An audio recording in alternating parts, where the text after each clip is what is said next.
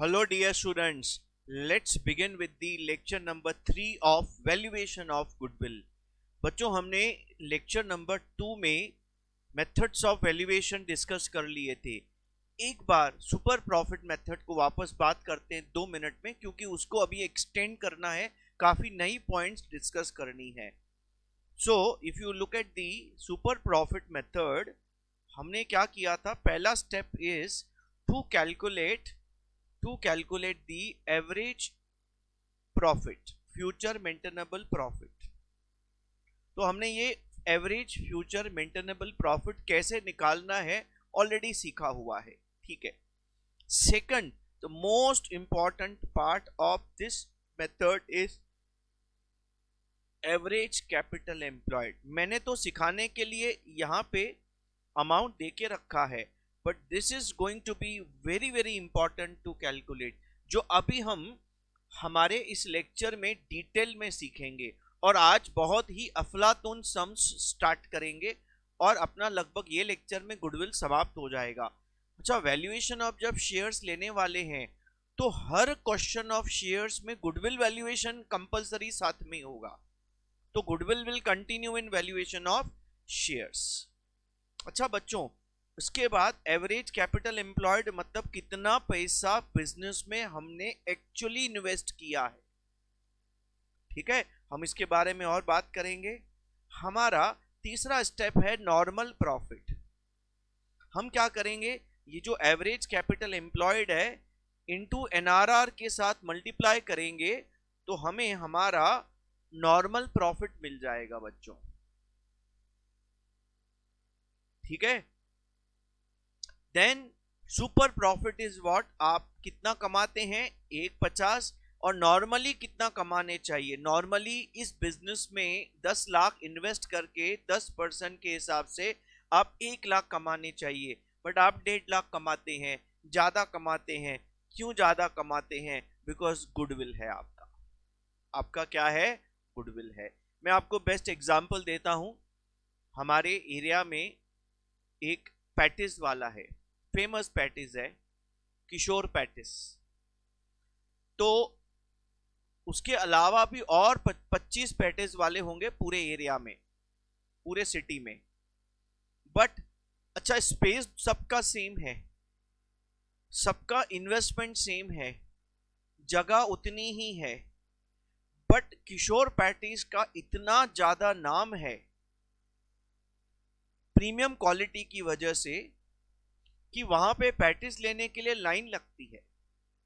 मतलब अगर मैं किसी दूसरे पैटिस वाले से कंपेयर करूं, सेम दुकान, सेम साइज, किशोर पैटिस दूसरे दुकानों से 5 गुना 8 गुना ज्यादा सेल करता है.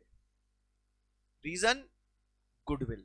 उसका नाम है, फेमस है. क्यों फेमस हुआ? Quality. Quality with consistency. Quality with consistency. तो दोस्तों वही गेम है. अच्छा, once you get your super profit, उसके बाद हमारे पास 3 अलग अलग मेथड्स हैं सुपर प्रॉफिट में. Number 1 method is number of years purchase of super profit. तो आप क्या करेंगे? Super profit into number of years purchase. Capitalization of super profit is super profit upon NRR into 100, 5 lakhs. अब ये जो formula है, ये formula capitalization of average profit के जैसा ही है. इस फॉर्मूला का बहुत ही सिंपल लॉजिक है. आपने 1 लाख कमाने के लिए 10 लाख यूज किए. देखो बहुत सिंपल मैं लॉजिक बताता हूं. आपने 1 लाख रुपए जो कमाए, ध्यान देना, आपने 1 लाख रुपए जो कमाए उसके लिए आपने 10 लाख रुपए का इन्वेस्टमेंट किया. ऊपर के जो 50,000 कमाए एक्स्ट्रा, उसके लिए आपने गुडविल का यूज किया. अच्छा, ये 50,000 कमाने के लिए अदरवाइज कितना इन्वेस्टमेंट लगता था?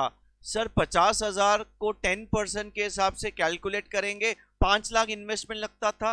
5 लाख का 10% 50,000, हाँ, तो मतलब 5 लाख का हमने क्या लगा के रखा है, गुडविल। क्या कमाया गुडविल से, सुपर प्रॉफिट। ये मेथड बहुत सिंपल बोलता है कि आपने नॉर्मल प्रॉफिट कमाने के लिए इन्वेस्टमेंट कर रखा, आपका ये कैपिटल एम्प्लॉयड है, ठीक है ना। तो ये कैपिटल एम्प्लॉयड आपको नॉर्मल प्रॉफिट कमा के दे रहा है। आपको जो एक्स्ट्रा प्रॉफिट कमा के दे रहा है वो कौन कमा के दे रहा है, सर वो तो गुडविल कमा के दे रहा है। हाँ, तो 50,000 प्रॉफिट कमाने के लिए 10% के हिसाब से कितना पैसा लगना चाहिए था, सर 5 लाख लगना चाहिए था। 10% 50,000 5 लाख का। 5 लाख टेंजिबल नहीं, इनटेंजिबल पैसे लगे हुए हैं। इनटेंजिबल पैसे मतलब goodwill. This is what the logic of this formula. उम्मीद है क्लियर टू एवरीवन। और annuity method is a very simple method to discuss. ये मेथड क्या बोलता है कि आपका जो सुपर प्रॉफिट है नंबर ऑफ इयर्स परचेज में, उसका प्रेजेंट वैल्यू निकालेंगे, क्योंकि सुपर प्रॉफिट फ्यूचर में अर्न करेंगे। जो बायर है वो फ्यूचर में अर्न करेगा 1 साल 2 साल 3 साल में, लेकिन गुडविल का पैसा तो आज देगा ना, तो वो डिस्काउंट करेगा, उसकी इंटरेस्ट अमाउंट काट के प्रेजेंट वैल्यू निकालेगा और गुडविल का कैलकुलेशन करेगा। तो super profit into annuity factor. अच्छा, ये कैसे कैलकुलेट करते हैं, लास्ट लेक्चर में सीखा था। 1/1 point rate of interest is equal to कितनी बार इज इक्वल टू करेंगे, जितना बच्चों नंबर ऑफ इयर्स परचेज है, नंबर ऑफ इयर्स परचेज है, ऐसा करके उसको आप डिस्काउंट करेंगे। चलो, तो ये आपका बच्चों हमने लास्ट लेक्चर का 5 मिनट में रिवीजन ले लिया। अब दोस्तों, ये जो सुपर प्रॉफिट में आपने एक बहुत ही बढ़िया सा कॉन्सेप्ट पढ़ा, वो क्या है सर, एवरेज कैपिटल एम्प्लॉयड। ये बहुत इंपॉर्टेंट है सीखना।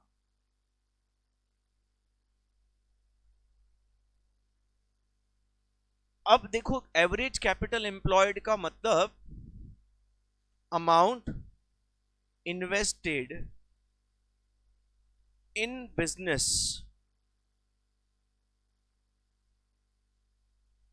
throughout the year on an average, कि पूरे साल में हमने बिजनेस में कितना पैसा इन्वेस्ट किया, क्योंकि जितना पैसा इन्वेस्ट किया उसके ऊपर 10% एनआरआर हमें कमाना चाहिए था। देखो, कितना पैसा इन्वेस्ट किया ये बहुत इंपॉर्टेंट है कैलकुलेट करना। अब आप ये कैसे कैलकुलेट करेंगे कितना पैसा इन्वेस्ट किया, बहुत सिंपल है। Your amount invested in business can be calculated. देखो, बहुत ध्यान से सुनना, अगला 15 मिनट बहुत इंपॉर्टेंट होने वाला है। मैं कई तरीके से चीजों को बारीकी से समझाने की कोशिश करूंगा। Let's try to understand. Say we have assets of say 100, we have liabilities of 30, हमारा we have share capital of 50, we have resource of 20. So if I ask you what is the capital employed, if you calculate capital employed, then you would say is equal to net assets is equal to assets minus liabilities, 100 minus 30, sir 70. This is the way you calculate your capital employed. But this is the balance sheet. So it is the balance sheet of last date. Maybe 31st March 25 is the year end. We want capital employed of 24-25 full financial year. So this is the capital employed of end of the year. So how did you calculate capital employed? Assets minus liabilities. How much amount has been invested? If you want to calculate, it's very simple and straightforward. It's my net asset. अच्छा, capital employed और कैसे निकाल सकते हैं? Sir, instead of assets minus liabilities, you can also do capital plus resource. 50 plus 20, that comes to how much, sir? 70. So we get the same answer. So there are two ways to calculate the capital employed: direct method, indirect method. One option is assets minus liabilities. Second option is capital plus resource. Now very important, if my assets, the revised value is 110, my assets, the revised value is 110. So whether capital employed is calculated using book values or revised values? The answer is revised values. How can you take book values? You tell me one thing very simple. Say for example, one of the asset is building which was purchased 20 years ago at a cost of 10 lakhs. Now the value of the building is 1 crore. So you tell me how much amount is there in business. Is it 10 lakhs or 1 crore? Definitely you cannot say we are using building of 10 lakhs. We are actually using building of 1 crore current value. It means when you calculate capital employed, you should take what value? The revised value. Fine. So how would the equation change? It would be 110 minus 30, that comes to 80. Using assets minus liabilities, you take the revised value of assets and revised value of liabilities. Minus karo, you get your net assets, capital employed. What about other equation? Capital plus resource. Very easy. Here what you do, plus minus revaluation. Plus minus revaluation profit or loss. If there is a revaluation profit, you add, let me write it in more appropriate way. You do what? Plus, if there is a revaluation kya? Profit, minus if there is revaluation loss. Fine. So here in this case, what happens? You have 10 as revaluation profit because asset increase in value is a profit. That gives you 80 rupees of capital employed. So this is the way you calculate what capital employed. Sir, this is closing capital employed at the end of the year. At the end of the year. Okay. So what we need is average capital employed. Now few more things into closing capital employed, then we'll come down to average capital employed. Few more important things to remember. I'll give you the format of calculation of capital employed. तो आप क्या करेंगे? How to calculate capital employed? Calculation of capital employed. हाँ, क्या लेंगे आप? पहले you take revised value of assets. Very important to note, excluding goodwill in balance sheet, miscellaneous expenses in balance sheet, and non-trade investments. So you exclude 1, 2, 3. What do you exclude from capital employed? एक तो आपका अगर balance sheet में goodwill है उसको नहीं लेंगे. क्यों नहीं लेंगे? देखो गुडविल दो टाइप का होता है. गुडविल दो टाइप का होता है। एक होता है जो आप सेल्फ जनरेट करते हैं, मेहनत करके बनाते हैं। एक होता है जो आप परचेस करते हैं। जो गुडविल आप खुद बनाते हैं वो गुडविल में आपने कोई पैसा नहीं लगाया, ये तो आपका मेहनत है, एफर्ट्स हैं, तो वो नहीं लेंगे क्योंकि there is no money spent on it, no money invested. But अगर आपने पास्ट में कोई गुडविल खरीदा है जो अभी बैलेंस शीट में दिख रहा है, गुडविल एट कॉस्ट दिखेगा, वो goodwill you have actually paid the amount, that goodwill you have to take. तो आप लिख सकते हैं इंक्लूडिंग परचेज्ड गुडविल। आप बोलेंगे परचेज्ड गुडविल मतलब एक्चुअली हमने गुडविल पहले खरीदा था,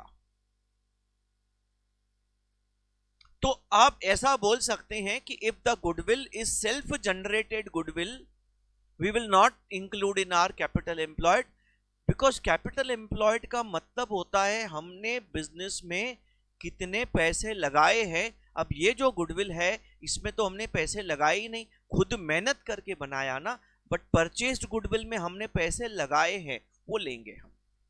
सर पता कैसे चलेगा गुडविल परचेज्ड है कि सेल्फ जनरेटेड है? अगर प्रॉब्लम साइलेंट है तो सेल्फ जनरेटेड मान के नहीं लेंगे, लेकिन लिखा है गुडविल एट कॉस्ट या एडजस्टमेंट में लिखा है गुडविल इज परचेज्ड गुडविल, तो हम लेंगे बच्चों। बहुत ही सिंपल है। तो तीन अमाउंट नहीं लेंगे, सेल्फ जनरेटेड गुडविल असेट्स में नहीं लेंगे क्योंकि पैसा नहीं लगा, मिसलेनियस एक्सपेंस असेट्स होते नहीं, वो तो एक्सपेंस है, और नॉन ट्रेड इन्वेस्टमेंट, ये नॉन ट्रेड इन्वेस्टमेंट का बिजनेस से कोई लेना देना नहीं। आपको अगर याद होगा हमने जब एवरेज प्रॉफिट कैलकुलेट किया था एफएमपी, तो उसमें से भी नॉन ट्रेड इन्वेस्टमेंट का इनकम हटा दिया था। इंटेंशन क्या है कि आप वही असेट्स लें जो बिजनेस करने में यूज होता है, वही प्रॉफिट लें जो बिजनेस में से कमाते हैं, क्योंकि गुडविल मतलब बिजनेस।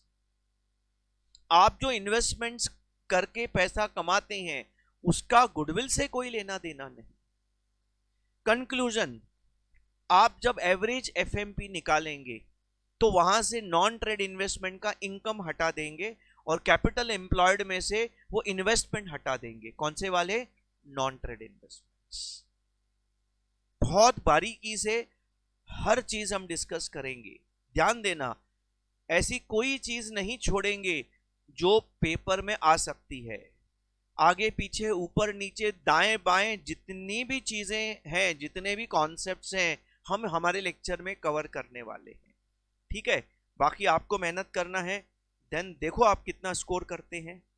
लेस, अब हम लेस क्या करेंगे बच्चों? Less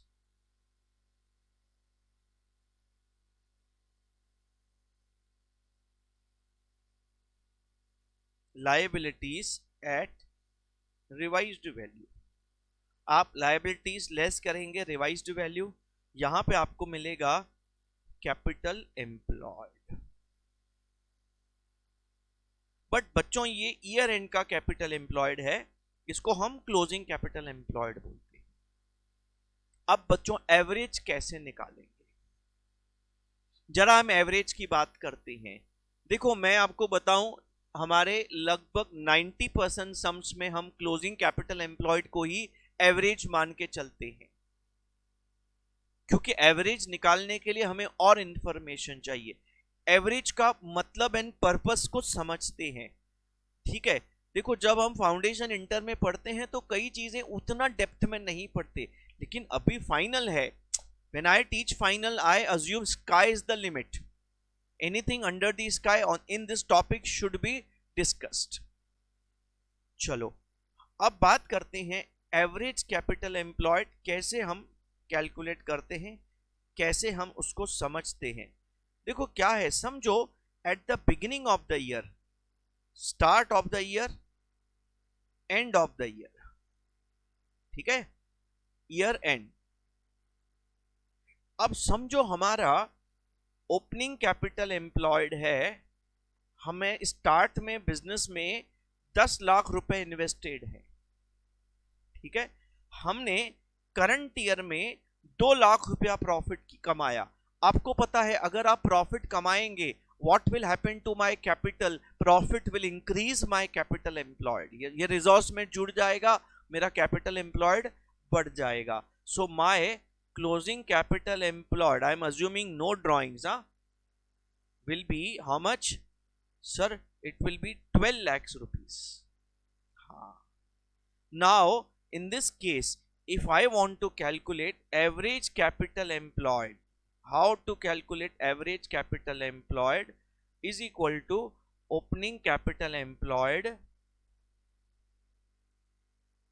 plus closing capital employed divide by 2.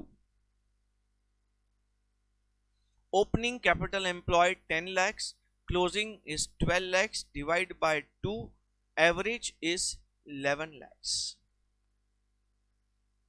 And आपके ज्यादातर केसेस में आपको ओपनिंग कैपिटल एम्प्लॉयड दिया ही नहीं होगा। जब ओपनिंग दिया ही नहीं तो मैं एवरेज कैसे निकालूंगा, नहीं पॉसिबल है। तो मोस्ट ऑफ द केसेस में हम क्लोजिंग को ही एवरेज मान के प्रॉब्लम आगे सॉल्व करते। बट बच्चों एवरेज कैलकुलेट कर निकालने का एक और फॉर्मूला है, एवरेज कैपिटल एम्प्लॉयड निकालने का एक और फॉर्मूला है, closing capital employed minus half of current year profit. 12 lakh is the closing capital employed. अब यहां पे एक अजम्पशन है, ध्यान देना, what is the assumption that we take, that whatever profit we earn this we earn evenly throughout the year, थोड़ा थोड़ा हर महीने कमाते हैं। देखिए अब थॉट प्रोसेस क्या है कि ये जो 10 लाख है ये तो पूरा साल पूरा का पूरा इन्वेस्टेड होगा, तो this is invested through out the year. Profit भी तो कमाया, तो जैसे कमाते हैं वो भी तो इन्वेस्ट होते जा रहा है, बिजनेस में ही रखा है। हाँ, लेकिन हम प्रॉफिट पहली तारीख पूरा थोड़ी कमाते हैं, थोड़ा थोड़ा थोड़ा थोड़ा थोड़ा थोड़ा कमाते हैं, हर महीने थोड़ा थोड़ा कमाते हैं। तो क्या कैलकुलेट किया जाता है, क्या माना जाता है कि profit is invested evenly through out the year. तो अगर मेरा 2 लाख का प्रॉफिट है, मैं थ्रू आउट द ईयर का एवरेज ले लूं तो हाफ ऑफ 2 लाख लेना पड़ेगा। देखो आप अब 2 लाख अगर साल का है तो कितना, लगभग 16-17 हजार महीने का है, तो पहले महीने में 17 हजार कमाएंगे, उतना इन्वेस्ट हो जाएगा, दूसरे महीने में और 17 कमाएंगे और इन्वेस्ट हो जाएगा, तीसरे महीने में और 17 कमाएंगे और इन्वेस्ट हो जाएगा, तो थोड़ा थोड़ा थोड़ा इन्वेस्ट हो रहा है। तो पहले महीने में 17 इन्वेस्ट हुआ, दूसरे महीने में 34,000 हुआ, तीसरे महीने में 51,000, 17 ऐड हो रहा है ना। तो ऑन एन एवरेज अगर आप कैलकुलेट करते हैं, जैसे आप interest on capital, interest on drawings calculate, average calculate करते, एवरेज हाफ, 2 लाख का हाफ 1 लाख। अच्छा, तो आपको ना प्रॉफिट आधा लेना है इन एवरेज कैपिटल एम्प्लॉयड में, बट 12 लाख में तो पूरा प्रॉफिट इंक्लूड है, तो आधा प्रॉफिट हटा दो। देखो 12 लाख में ना 2 लाख का प्रॉफिट पूरा इंक्लूड है, लेकिन पूरा का पूरा तो एवरेज इन्वेस्टमेंट नहीं था, क्योंकि थोड़ा थोड़ा कमाया, तो आधा लेना है, आधा हटा देंगे, तो 11 लाख रुपए। तीसरा फॉर्मूला भी है जो खास कभी यूज होता नहीं, वो है opening capital employed plus half of current year profit. देखो 10 लाख रुपया पूरा साल इन्वेस्टेड था, हाँ सर, वो तो ओपनिंग से क्लोजिंग डेट तक सेम था, हाँ, प्लस जो प्रॉफिट कमाया वो एवरेज हाफ ले लेंगे, 2 लाख का हाफ 1 लाख 10 1। सर जादू, आज तो जादू चल रहा है। पहला फॉर्मूला 11 लाख, दूसरा फॉर्मूला 11 लाख, तीसरा फॉर्मूला 11 लाख। अरे 3 फॉर्मूले हैं, एक ही लॉजिक से बनी हुई हैं। तीसरा फॉर्मूला हम मोस्टली यूज नहीं करते। देखो ना, कभी भी आपको ओपनिंग बैलेंस शीट नहीं दिया होता है, क्लोजिंग बैलेंस शीट दिया होता है, तो क्लोजिंग कैपिटल एम्प्लॉयड से ही एवरेज निकाल। तो 99% केसेस में एवरेज कैलकुलेट करने का ना यही फॉर्मूला यूज होने वाला है 99% केसेस।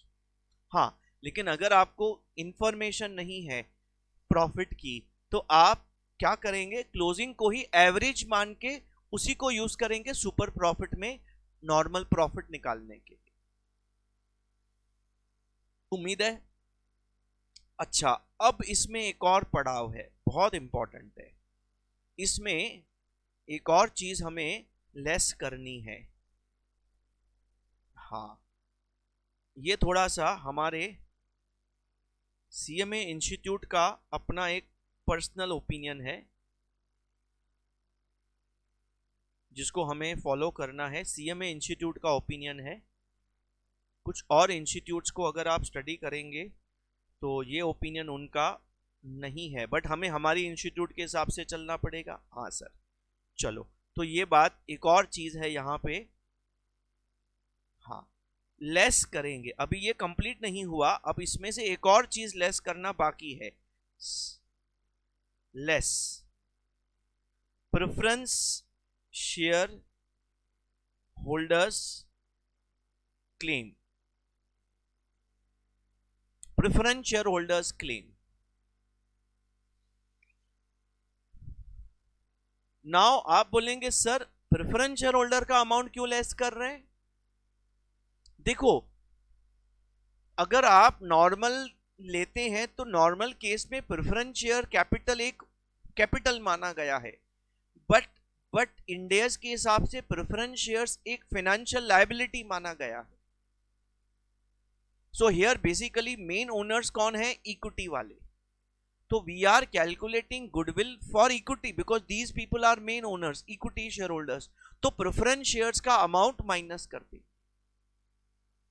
तो this is what very important, you deduct the preference share holders claim, what is capital plus unpaid dividend. उनका कैपिटल माइनस होगा, अगर उनका कोई डिविडेंड पेड करना बाकी है that will also be part of claim of preference share holders, minus कर देंगे।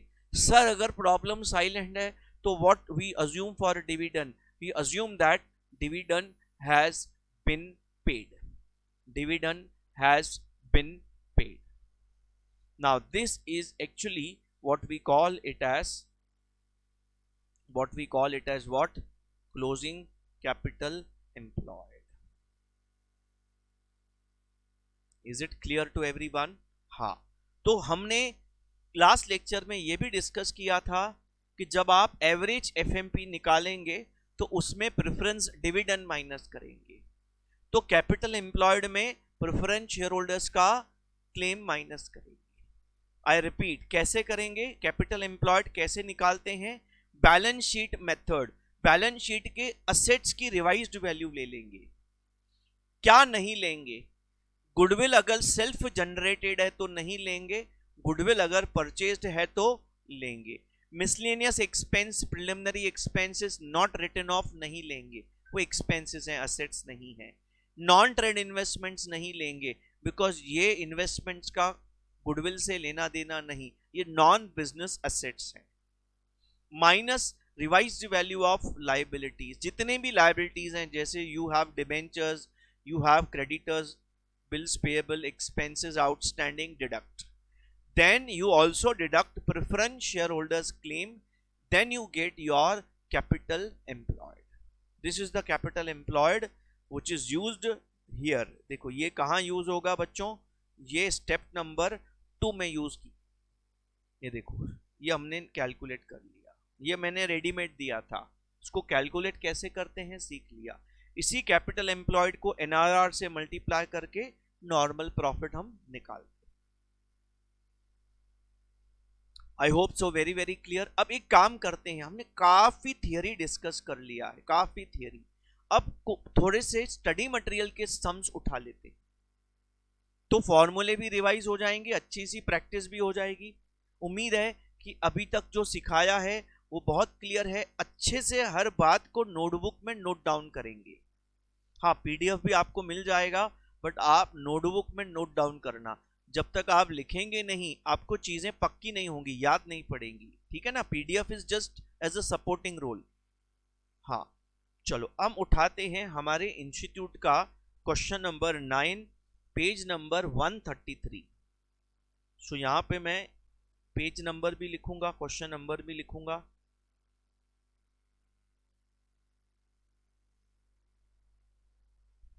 Solution 9, page 133 of study material. चलो, तो अब आपका क्वेश्चन 9 क्या बोलता है?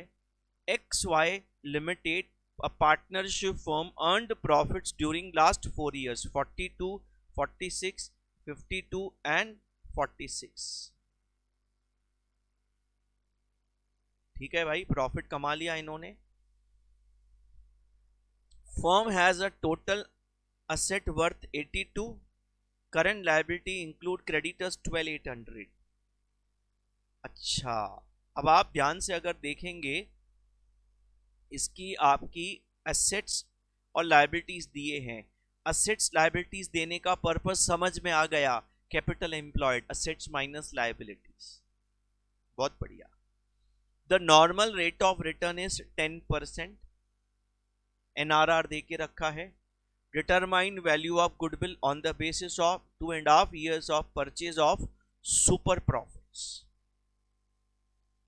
सुपर प्रॉफिट के steps: average profit, capital employed, normal profit, super profit minus normal profit, sorry average profit minus normal profit, super profit into number of years purchase. तो बच्चों पहला स्टेप हमारा रहेगा, पहला स्टेप रहेगा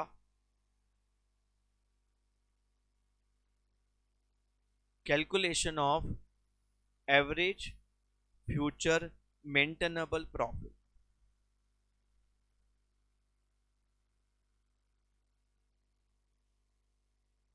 अच्छा, क्या करेंगे?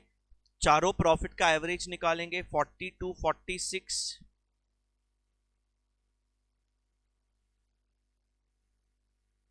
52 and 46, 500 divided by 4। Divided by 4 करेंगे बच्चों। 42, प्लीज डू इट, साथ में सॉल्व करने का हमेशा। कई बच्चे क्या करते हैं ना, जब भी वो लेक्चर सुनते हैं ना तो सुनते हैं नहीं, सुनते सुनते नोटबुक सामने रखो, साथ में लिखते जाओ। कहां पे आपको लगता है कि आपको लिखने में टाइम लग रहा है तो वीडियो को पॉज करो, पहले लिखो फिर आगे बढ़ो। एक सबसे बड़ी मिस्टेक स्टूडेंट्स क्या करते हैं, वो बोलते हैं सुन लेते हैं बाद में लिखेंगे। कभी ऐसा मत करना। आप क्लासरूम की जगह पे घर में बैठ के सुन रहे हैं, बट क्लासरूम वाला इफेक्ट लेके आओ, टीचर के साथ लिखेंगे आप। कैसे टीचर रुक जाता है आप जब लिखेंगे, तो हम कैसे, मैं बोर्ड पे लिखता हूं, फिर बच्चे जब तक लिखेंगे मैं बैठ जाता हूं, रुक जाता हूं। यहां पे आपके हाथ में बटन है, आप जब चाहें बटन दबाओ, हमको रोक दो। कई बच्चे बोलते हैं सर हमें हमें ना स्कूल में टीचर्स ने बहुत तंग किया, हम ना उसका बदला लेते। टीचर्स हमको ऐसा खड़े कर देते थे, मुर्गा बना देते थे, क्लास के बाहर निकाल देते थे। हम अब टीचर हमको चुप कराते थे। अभी टीचर का बटन हमारे हाथ में है, हम टीचर को चुप करा सकते हैं। बटन दबाएंगे, टीचर पॉज, होल्ड ऑन, बदला ले सकते हैं, कोई टेंशन नहीं है। अच्छा, स्टेप नंबर 2 बच्चों, step number 2, capital employed. You need capital employed, and your capital employed is equal to assets minus liabilities। Okay, तो आपके assets और liabilities बच्चों दोनों दिए हुए हैं, 82 and 12,800। 82,000 के assets हैं, 12,800 का liabilities है।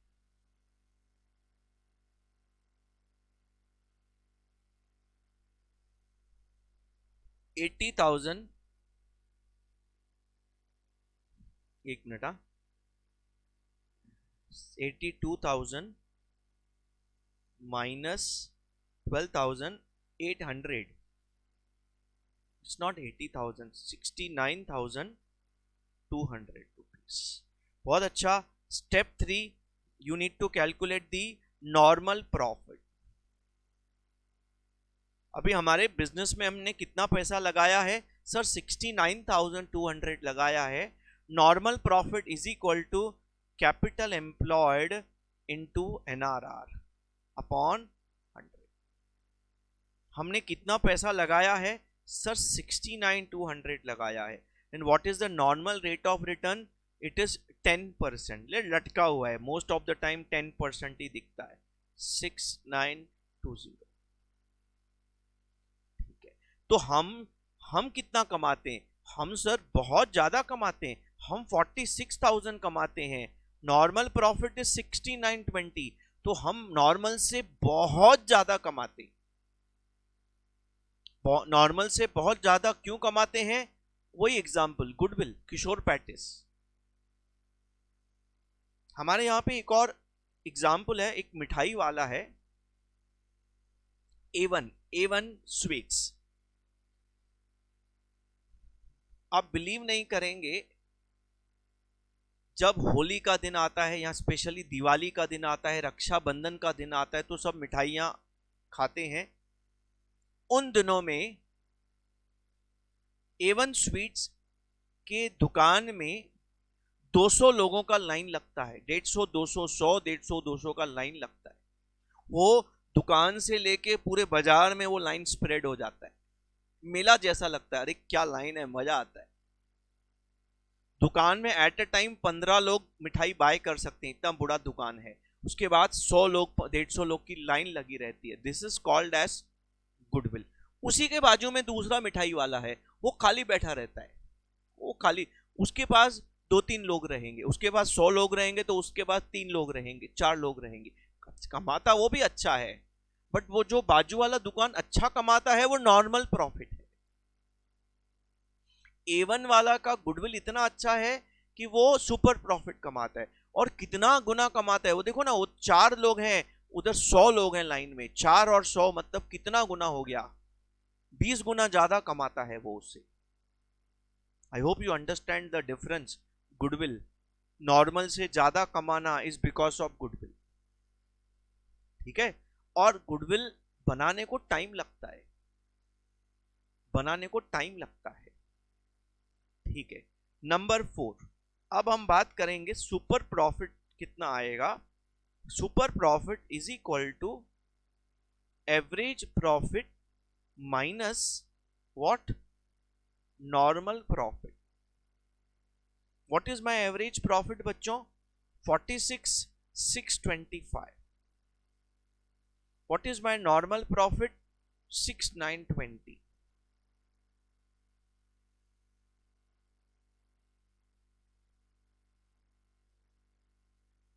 So we have a super profit of 39,705 rupees.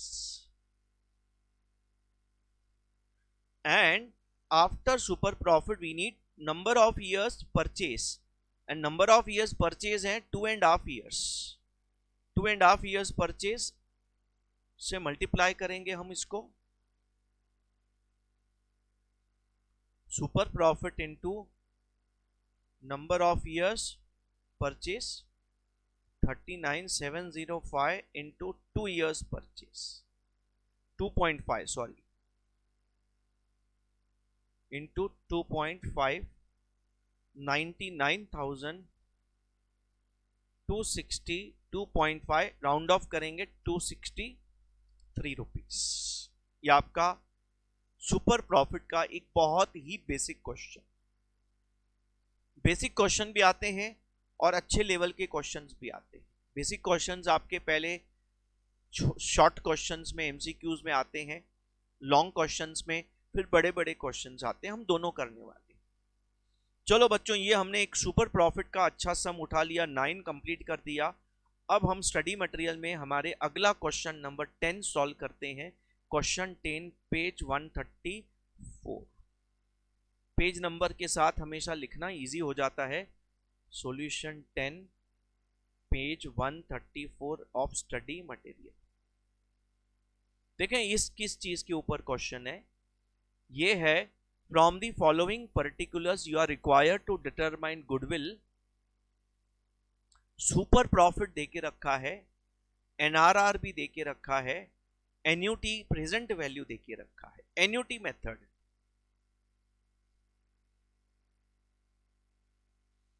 तो एन्यूटी मेथड में गुडविल कैसे निकालते हैं।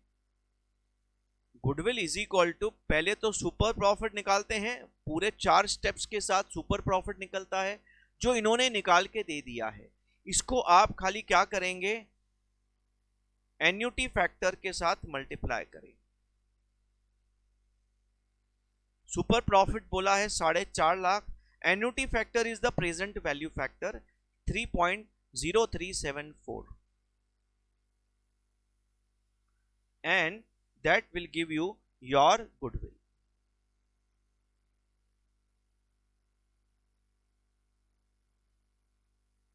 (0374) 13,66,830 रुपीज, ये आपका गुडविल आ गया। सर ये एन्यूटी फैक्टर कैसे निकाला? अरे क्वेश्चन में दिया है ना, निकाला कैसे, आप वो जानना चाहते हैं। बहुत आसान है। देखो आप इस अगर क्वेश्चन में ध्यान से देखेंगे 12% आपका एनआरआर है और आपका नंबर ऑफ ईयर्स 4 साल है। आप उठाओ कैलकुलेटर, उठाओ कैलकुलेटर, मैं जो बोलता हूं करो। 1 डिवाइड बाय 1.12, 12% है, 1 डिवाइड बाय 1.12, 4 साल है, तो आप 4 बार इक्वल टू का बटन दबाओ। 4 साल इक्वल टू का बटन दबा के आप जीटी का एक बटन आएगा ग्रैंड टोटल, जैसे ये दबाएंगे ये आपका आंसर आ जाएगा। ये शॉर्टकट है। कभी कभी आपको 12% दिया होगा, 4 साल दिया होगा, कैलकुलेट करके नहीं दिया होगा एन्यूटी फैक्टर, तो आपको इस तरीके से एन्यूटी फैक्टर निकालना पड़ेगा। 1 divide by 1 point that NRR का रेट लेंगे। कितने साल बोला है? 3 साल, तो 3 बार इक्वल टू, 4 साल तो 4 बार equal to, is equal to GT grand total. GT is grand total. तो आपके अगर कैलकुलेटर में ग्रैंड टोटल का बटन नहीं तो आप मेमोरी वाला बटन यूज कर सकती हैं।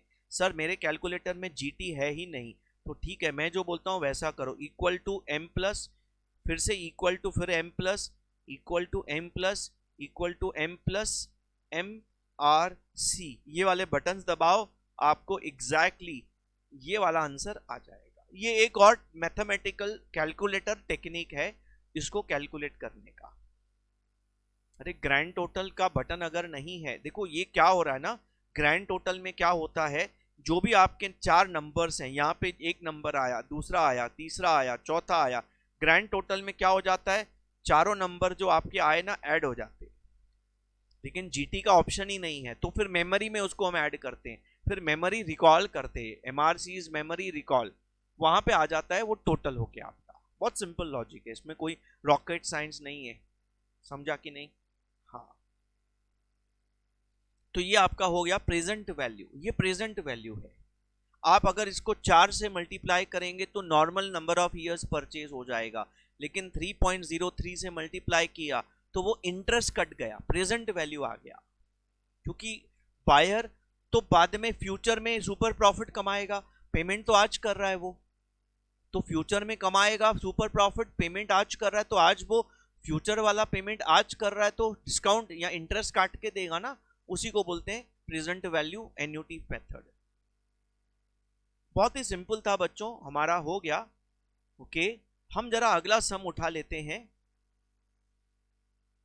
Okay, you have again annuity method लग रहा है मुझे, एन्यूटी।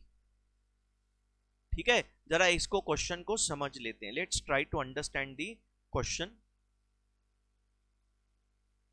हाँ बच्चों आगे बढ़ते हैं, विल प्रोसीड फर्दर। आज कोशिश करना है कि हमें गुडविल को खत्म करना है। अगले लेक्चर में हम शेयर्स वैल्यूएशन स्टार्ट करेंगे। गुडविल, शेयर्स, ये दो चैप्टर्स कंप्लीट करने के बाद I will start with the most दिग्गज टॉपिक ऑफ सीएमए फाइनल, और वो दो टॉपिक मिला के 100 में से 40 मार्क्स के लिए आते हैं। ये समझो 10 मार्क का वाला कंटेंट है हमारा, 10 से 12 मार्क के लिए आता है। वो 40 मार्क दो टॉपिक्स हैं और सबसे ज्यादा टाइम वही लगाते हैं, सबसे ज्यादा डिफिकल्ट वही है। हमें भी उनके लिए बहुत टाइम लगेगा। आप बोल सकते हैं लगभग 70 आवर्स का कंटेंट होगा, वो दो चैप्टर मिला के 70 घंटे का कंटेंट होगा। बहुत बारीकी से, बहुत डिटेल में करेंगे, उसके हम एक्सपर्ट बनेंगे। लास्ट ईयर भी जिन बच्चों को मैंने CFR सिखाया था, one of the student secured all India 21st rank. So काफी अच्छा गया लास्ट ईयर सेशन। ठीक है, आगे बढ़ते हैं। चलिए, इनफैक्ट कल से मैं CFR स्टार्ट कर रहा हूं in one of the leading classes of India, hybrids, offline online का एक कॉम्बिनेशन के साथ। चलिए, most of you must be knowing the name of the class जहां पे मैं एसोसिएटेड हूं। तो कल से CFR वहां पे ऑल इंडिया मैं ले रहा हूं। बच्चों आगे बढ़ता हूं।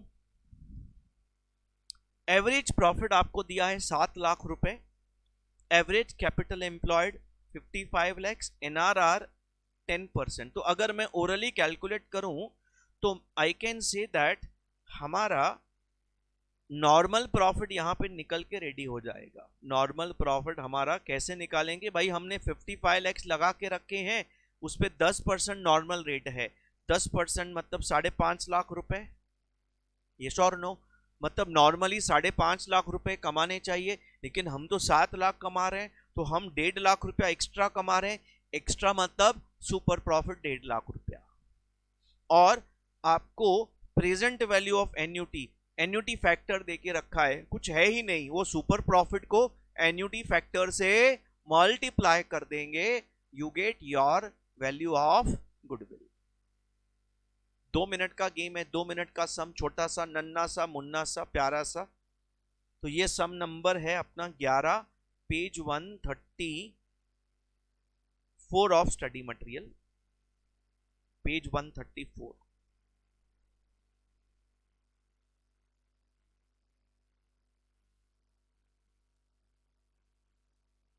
हाँ, सबसे स्टेप नंबर 1 पहले है average profit which is given, no need to worry about average profit.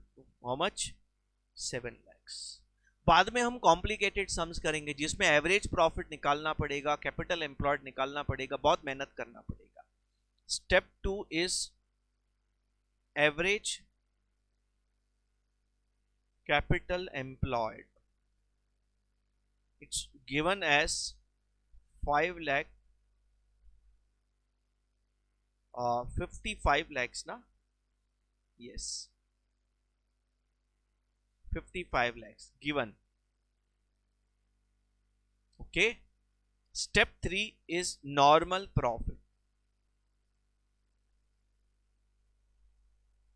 average capital employed into NRR upon 100.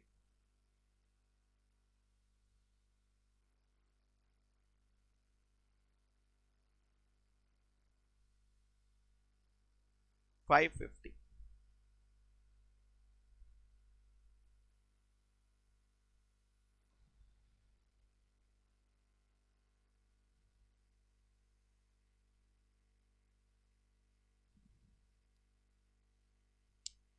Fine. So now average profit, super profit is equal to my average profit minus normal profit. My average profit is 7 lakhs, normal profit is 5,50,000, resulting into super profit of 1,50,000. All well. ठीक है बच्चों, note down करो अच्छे से। और I would say अगर आपको सम अच्छे से आ रहा है तो पहले पॉज करो वीडियो को, खुद सॉल्व करो, फिर चेक करो मैंने कैसे किया है उसको। Goodwill is equal to super profit into your annuity factor. Your super profit is 1,50,000 and annuity factor is 3.1699। So बच्चों हमारा 1,50,000 इंटू 3.1699 4,75,485 रुपीज, ये हमारा हो गया गुडविल, ये हमारा हो गया गुडविल।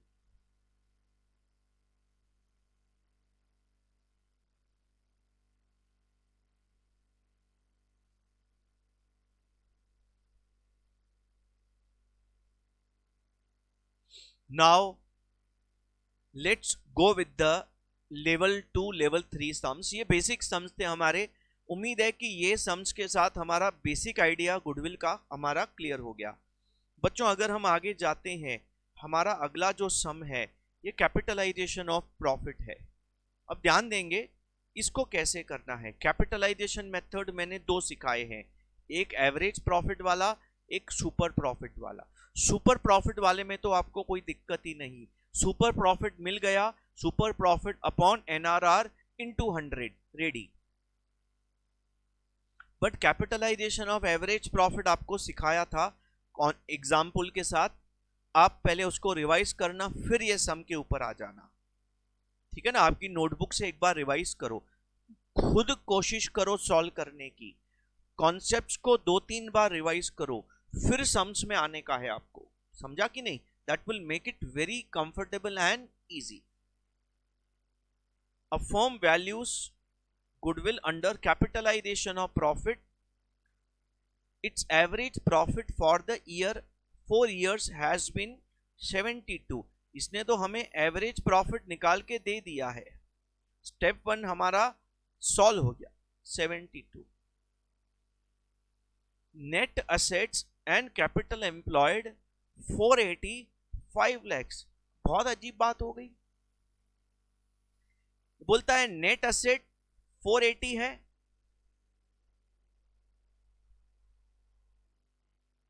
और कैपिटल एम्प्लॉयड 5 lakhs है।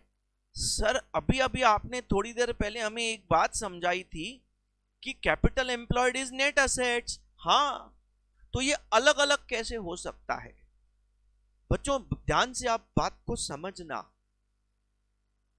कैपिटल एम्प्लॉयड नेट असेट्स अलग अलग तभी होगा जब आप एवरेज बेसिस पे कैपिटल एम्प्लॉयड लेंगे।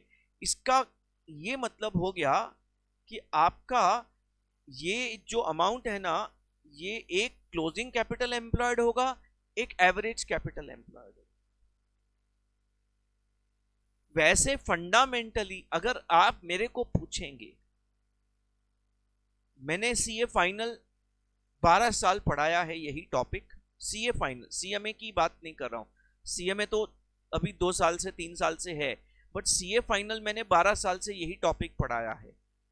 और वहां पे बहुत क्लियर है कि जो capitalization method of average profit है और कैपिटलाइजेशन ऑफ सुपर प्रॉफिट है, उसमें दोनों में कैपिटल एम्प्लॉयड सेम लेना है, आइडियली तो सेम लेना है। बट सीएमए इंस्टीट्यूट कभी कभी अलग अलग भी लेता है, कभी कभी अलग अलग भी लेता है।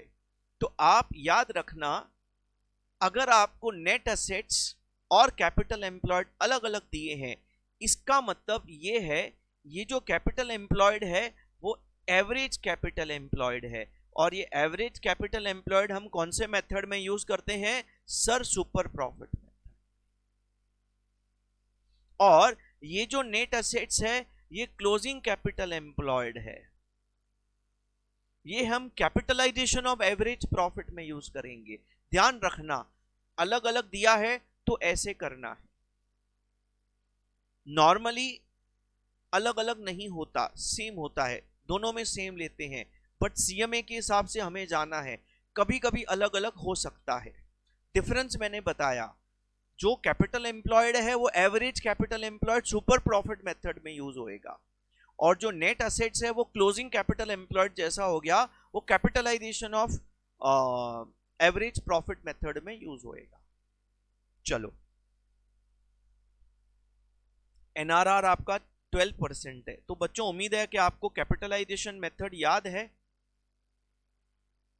सॉल्यूशन 16 पेज नंबर के साथ लिख देते हैं भाई, page number is 135 of study material. चलो, I will first give the heading capitalisation of average profit method. मुझे उम्मीद है कि आपने इसके स्टेप्स को रिवाइज किया है, रिवाइज करेंगे उसके बाद ही लेक्चर सुनेंगे। रिवाइज नहीं किया है, वीडियो को पॉज करो, पहले आप वो जो मैंने सिखाया था एक बार वापस समझो क्या है ये मेथड, ठीक है, फिर आप आके सम में आ जाएंगे। अच्छा, इसका बच्चों step 1 average profit, average profit दिया है सर, क्या बात है, दे के रखा है गिवन, कितना अच्छा एग्जामिनर है, बढ़िया। स्टेप 2 कैपिटलाइज्ड प्रॉफिट,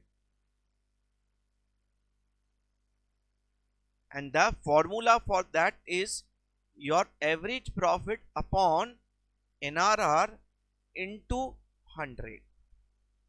मैं आपको फिर से यहां पे लॉजिक समझाऊंगा कैसे काम करता है ये मेथड। एवरेज प्रॉफिट 72,000 है upon 12%। If you just calculate then I will tell you the logic once again. 72,000 upon 12, that comes to 6 lakhs. Means what? This means if you want to earn 72,000 at the rate of 12% return, you should have invested 6 lakhs। 6 lakh का investment 12% के हिसाब से आपको 72,000 कमा के देगा। Calculate करके देखो, 6 लाख का 12% 72,000 होता है। लेकिन हमने कितना इन्वेस्ट किया है जरा हम देख लें, हमने कितना इन्वेस्ट किया है।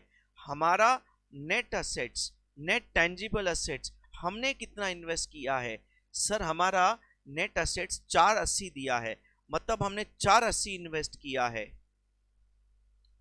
अब हमारा थॉट प्रोसेस क्या है ये मेथड में, ये बोलना चाहता है हम जितना प्रॉफिट कमा रहे हैं उसके हिसाब से हमारा बिजनेस में इन्वेस्टमेंट का वैल्यू 6 लाख होना चाहिए, लेकिन हमने 480 का टेंजिबल कैपिटल इन्वेस्ट किया है। इसका मतलब है बाकी जो 1,20,000 है वो इनटेंजिबल कैपिटल लगा हुआ है।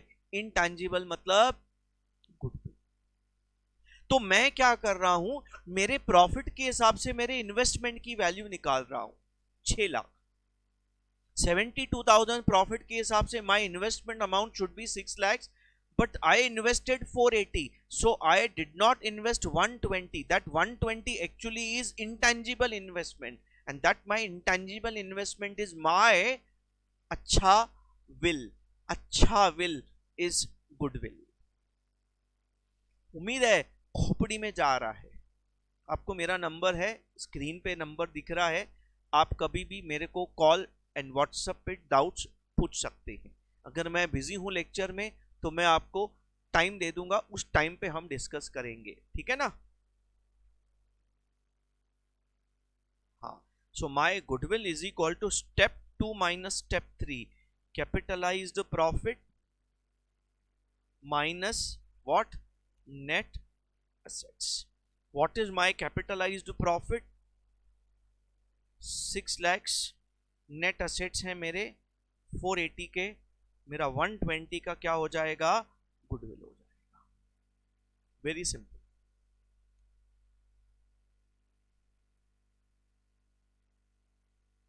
ठीक है बच्चों, ऑल राइट। अब हम कैपिटलाइजेशन ऑफ सुपर प्रॉफिट में जाते हैं. Now method number 2.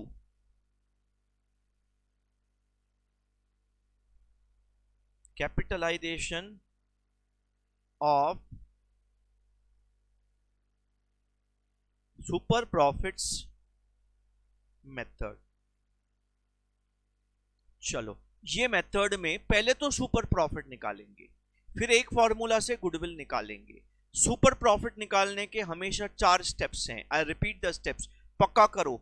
Average profit, capital employed, average capital employed, normal profit, and super profit is average profit minus normal profit.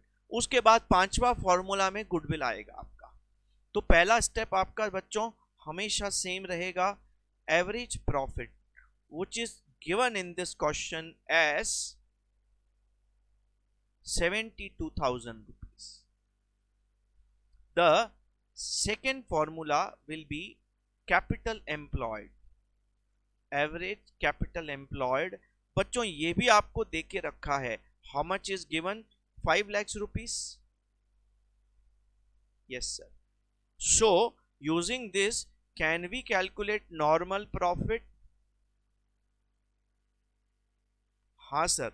Average capital employed into NRR upon 100. What is average capital employed out here? Sir, 5 lakhs. What is NRR? Sir, 12%. 60,000 rupees. It means if you invest 5 lakhs in a business with 12% normal rate of return, you earn 60,000. But here you have earned 72. You have earned more than normal. More than normal is super. Why did you earn more profit? Because of goodwill. मैं बोला ना same दुकान है but customer 2-3 गुना 4 गुना है. समझा कि नहीं? Because of goodwill.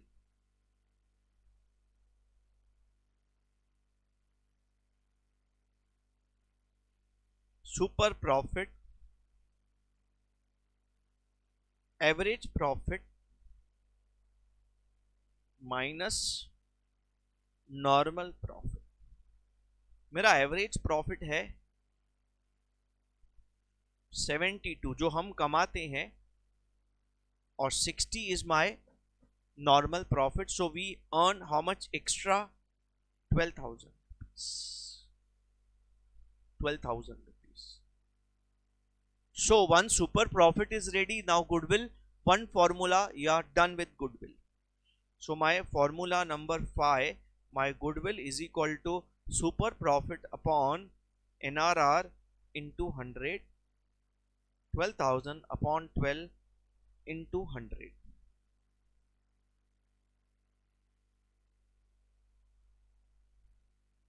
It comes to 1 lakh rupees. देखो आपका वो उसमें 1,20,000 आया, इसमें 1 लाख आया क्योंकि हमने कैपिटल एम्प्लॉयड की अलग अलग वैल्यूज ले ली. अगर हमने कैपिटल एम्प्लॉयड सेम लिया होता तो दोनों मेथड से सेम गुडविल आए. अब ट्राई करके देख लो. तो दोस्तों हमारा यहां पे ना गुडविल, हमारा 16 नंबर क्वेश्चन गुडविल तैयार हो गया बच्चों. We are ready with the goodwill.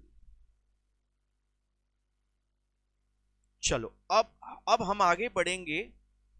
हमारे पास अब अगर मैं अगला बेस्ट क्वेश्चन की बात करता हूं, I would love to take a question from exam.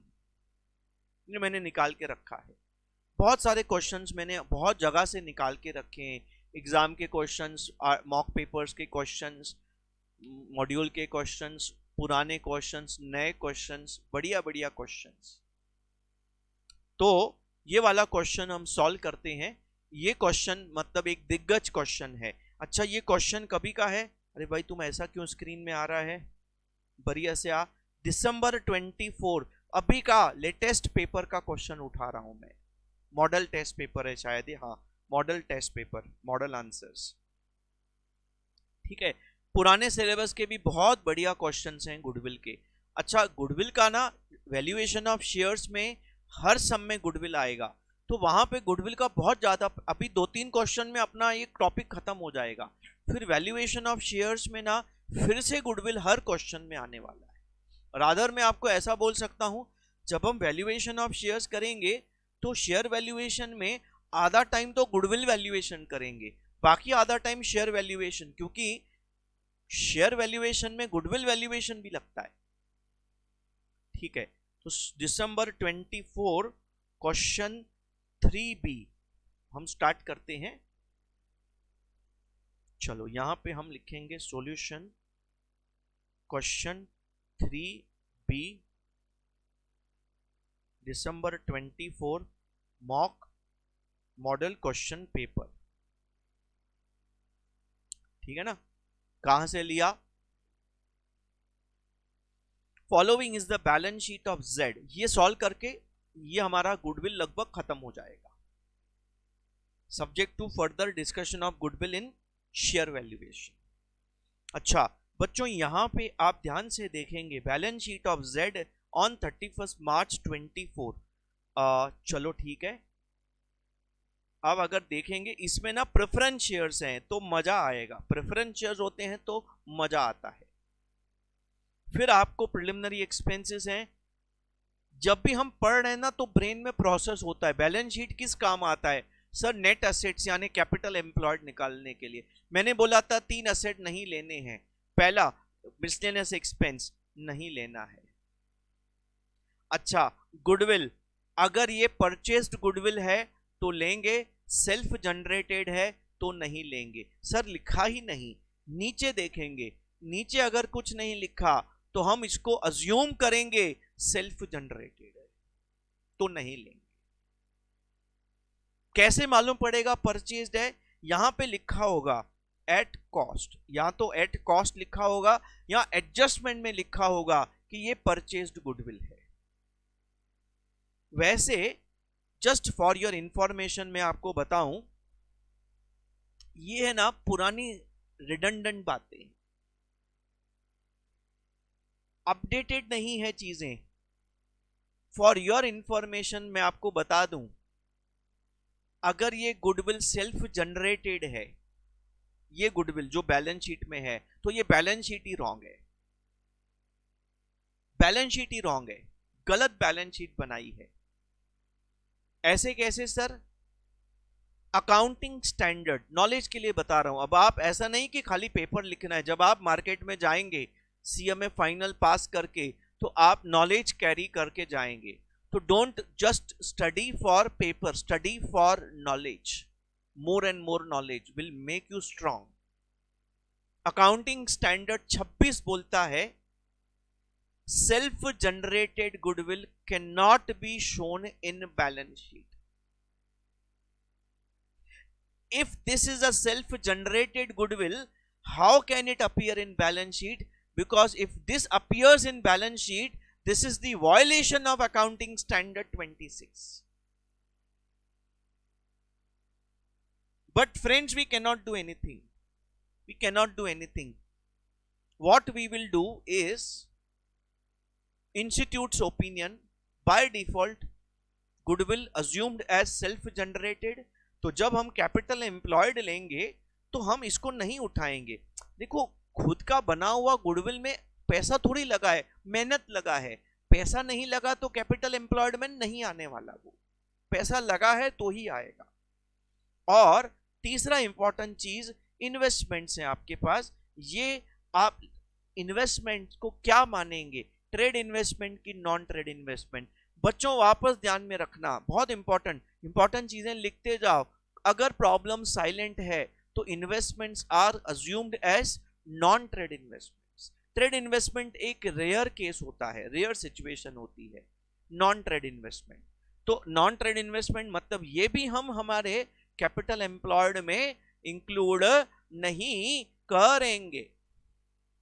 ठीक है सर, बहुत अच्छा। इसमें शेयर वैल्यूएशन का सम है, गुडविल भी शेयर भी, तो मैं खाली गुडविल वैल्यू करूंगा, बाद में शेयर वैल्यूएशन जब सीखेंगे तो कर लेंगे।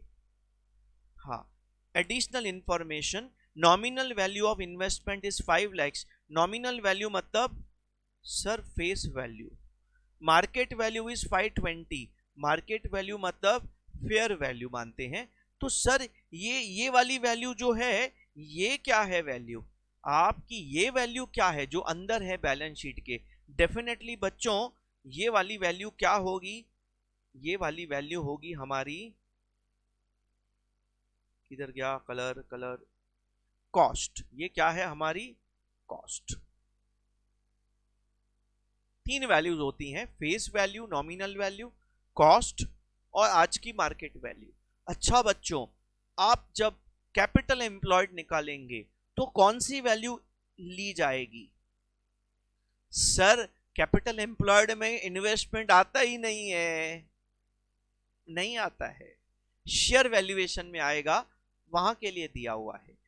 गुडविल के लिए इन्वेस्टमेंट कैपिटल एम्प्लॉयड में लेते ही नहीं, नहीं लेंगे, ठीक है।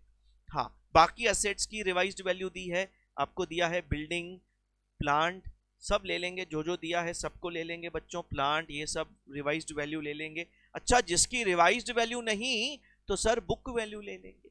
हाँ, average profit before tax 12 lakhs है, 12.5% of the profit is transfer to general reserve. ये हमारे कोई काम का नहीं, ये तो अप्रोप्रिएशन ऑफ प्रॉफिट है, अप्रोप्रिएशन ऑफ प्रॉफिट है, ये हमारे काम का नहीं है। हम प्रॉफिट कैसे कैलकुलेट करते हैं? प्रॉफिट में से टैक्स माइनस करते हैं, प्रेफरेंस डिविडेंड माइनस करते हैं, उसके बाद जो प्रॉफिट आता है वो प्रॉफिट हम बेस लेते हैं। उसके बाद appropriation, further appropriation of profit हम माइनस नहीं करते, ठीक है ना। तो ये तो फर्दर अप्रोप्रिएशन है, ठीक है। अच्छा अब आपके बाद बोला है टैक्स हमारा बोलते हैं 50% है, अच्छी बात है। Normal dividend expected on equity share is 8%, ये हमारे काम का नहीं, ये शेयर वैल्यूएशन में आता है। Fair return on capital employed, closing capital employed 10%। यहां पे आपको बच्चों हिंट दे दिया एग्जामिनर ने कि कैपिटल एम्प्लॉयड कौन सा लेंगे, क्लोजिंग लेंगे, एवरेज नहीं लेंगे, एवरेज नहीं लेंगे।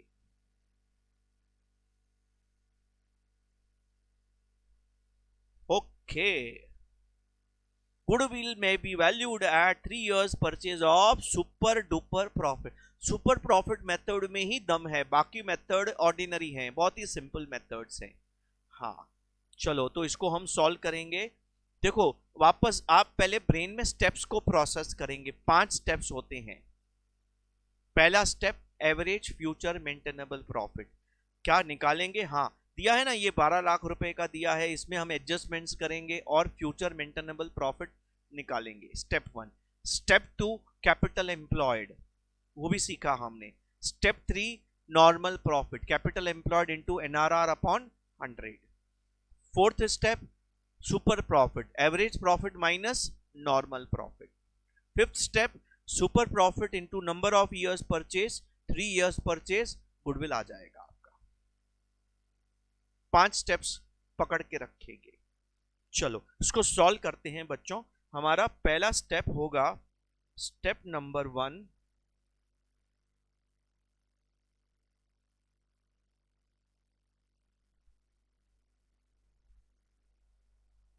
Calculation of average future maintainable profit. क्यों ऐसा कलर आ रहा है?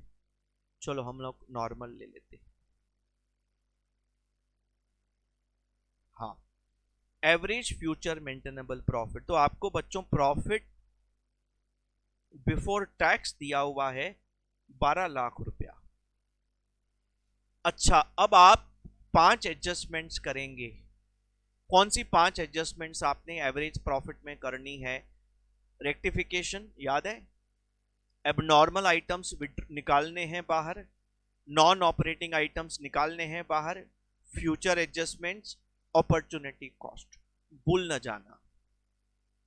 इसमें आपको इन 5 में से कौन सी एक एडजस्टमेंट, 2 एडजस्टमेंट है? रेक्टिफिकेशन नहीं है, एबनॉर्मल आइटम्स नहीं, नॉन ऑपरेटिंग मुझे दिख रहा है, मुझे दिख रहा है नॉन ट्रेड इन्वेस्टमेंट का income is a non operating income, business income नहीं है वो, हटाओ उसको। तो आप सबसे पहले यहां से इनकम फ्रॉम इन्वेस्टमेंट हटाएंगे। सर आपका इन्वेस्टमेंट का कॉस्ट 480 है, उसकी फेस वैल्यू 5 लाख है, मार्केट वैल्यू 520 है, और आपकी उसकी परसेंटेज इनकम 10% है। कितनी परसेंट है? 10% है। तो ये 10% किसको, कॉस्ट को लगाएंगे, फेस वैल्यू को कि मार्केट वैल्यू को? हमेशा याद रखना परसेंटेज ऑफ फेस वैल्यू, कोई भी इन्वेस्टमेंट होने को आप कोई भी परसेंटेज लगाते हैं। मैं आपको अगर बोलता हूं premium on issue of shares 20% है, किसका 20%? Face value. मैं आपको बोलता हूं डिस्काउंट ऑन डिबेंचर्स 10% है, किसका 10%? Face value. मैं आपको बोलता हूं डिविडेंड देना है, कंपनी डिविडेंड देगी 25%, किसका 25%? Face value. मैं आपको बोलता हूं डिबेंचर का इंटरेस्ट पे करना है 12%, किसका 12%? Face value. तो याद रखना ये जितने भी परसेंटेजेस हैं, डिस्काउंट होने दो, प्रीमियम होने दो, इनकम होने दो, इंटरेस्ट होने दो, डिविडेंड होने दो, सब किस पे लगाते हैं? ब्रेन में छाप दो, किधर नोट कर दो, always and always percentage of face value. 5 lakh का 10%, 5 लाख का 10% होता है 50,000। इसको हटा दो, यहां से माइनस कर दो, तो आपका प्रॉफिट हो जाएगा 1150। इसमें और कोई एडजस्टमेंट्स हैं क्या? मुझे तो नहीं दिख रहा कोई और एडजस्टमेंट, कोई भी एडजस्टमेंट नहीं है। हाँ, अब आप आगे बढ़ सकते हैं। आप इस प्रॉफिट में से अब टैक्स माइनस कर दो। सर टैक्स का रेट है 50%, तो आपका 1150 का 50%, 50% होता है 1150, 11, कैलकुलेटर की जरूरत नहीं पड़नी चाहिए, but 575। So that gives you profit what after tax 575। Is it the final average? नहीं, इसमें से आप प्रेफरेंस का डिविडेंड माइनस करेंगे। प्रेफरेंस का डिविडेंड आपका कितना बैठेगा सर? ये 12%, मतलब 10 लाख का 12%, फेस वैल्यू 10 लाख का 12%, 1,20,000।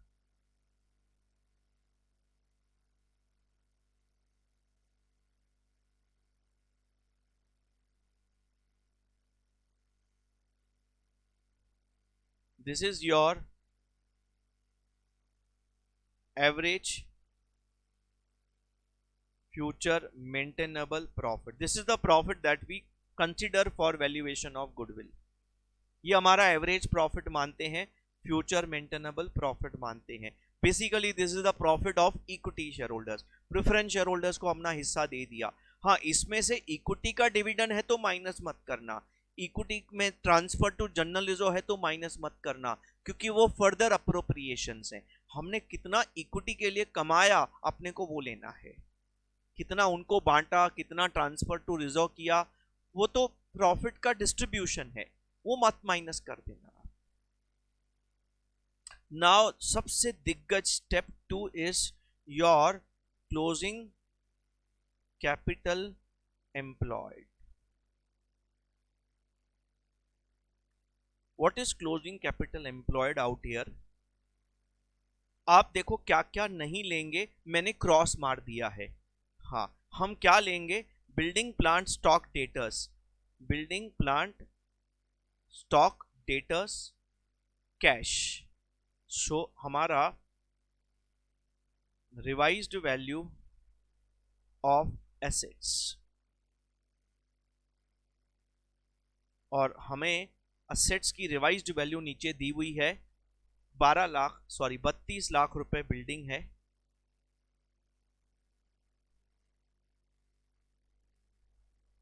Plant has a revised value of 18 lakhs and stock 4,50,000,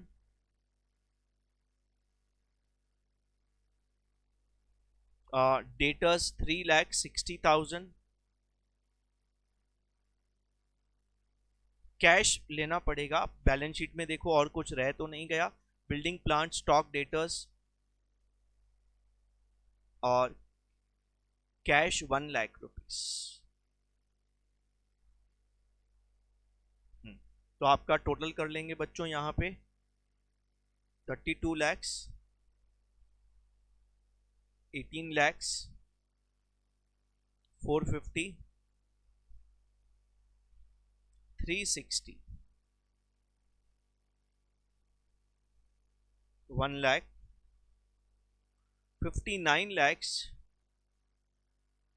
10,000 rupees less revised value of liabilities and debentures and creditors 10 or 8.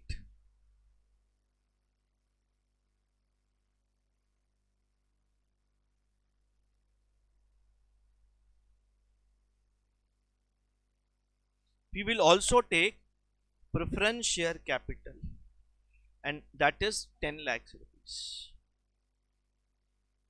Preference share भी एक फाइनेंशियल लायबिलिटी माना गया है जो डिबेटेबल है।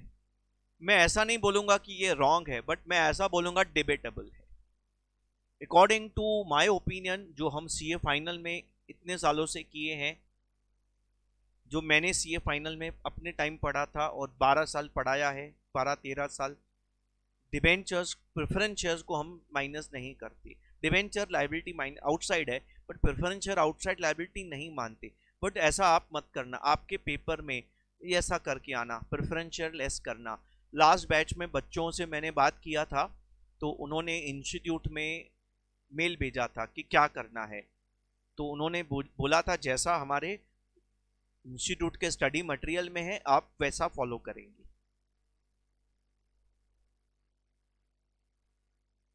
ठीक है ना। So that gives you closing capital employed, और आपका कैपिटल एम्प्लॉयड 28 लाख माइनस करते हैं हम लोग, that gives you 31 lakh and 10,000 rupees. तो वह step number 2 is complete. Capital employed ready हो गया। Now we will calculate our normal profit, and normal profit is equal to my capital employed into NRR upon 100, 31 lakh 10,000 का what is NRR percentage, I think it is 10% लिखा है। ये वाला मत लेना 8%, ये शेयर्स के लिए इक्विटी का 10%।